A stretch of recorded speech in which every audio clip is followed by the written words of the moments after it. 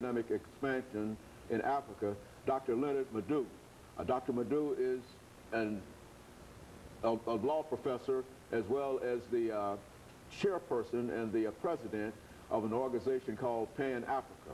And of course, Dr. LMadu2, let me welcome you to the show this morning. Let me apologize for getting those terms and those your positions sort of confused in a real sense. But it only means, Dr. LMadu2, that when we talk about the implications of the economic expansion of China in Africa, it simply reminds me of a show that we did almost 25 years ago. That's correct. Dealing with Africa and China, when at that time I think that you mentioned the fact of China becoming more important and stronger in Africa, and since the Olympics and etc., we now have a different view in terms of what is going on in China, and so those are the things that I would imagine that you're going to talk. Let's start off by having some background information in reference to China in Africa, Dr. LMadu2. Yes, thank you. My pleasure, to be back on this program. It's always a pleasure. Of course, most people, when they hear about, the current Chinese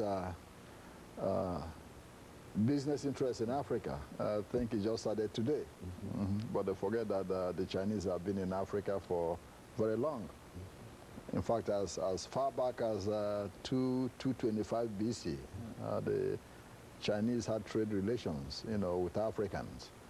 And then about 1415, a Chinese admiral named Zheng, made a trip to the coast of Africa through Mozambique, Somalia, and the rest, giving tributes to African kings and receiving tributes back to the emperor of China, until about 1949, when the communists came to power in China under Mao Zedong.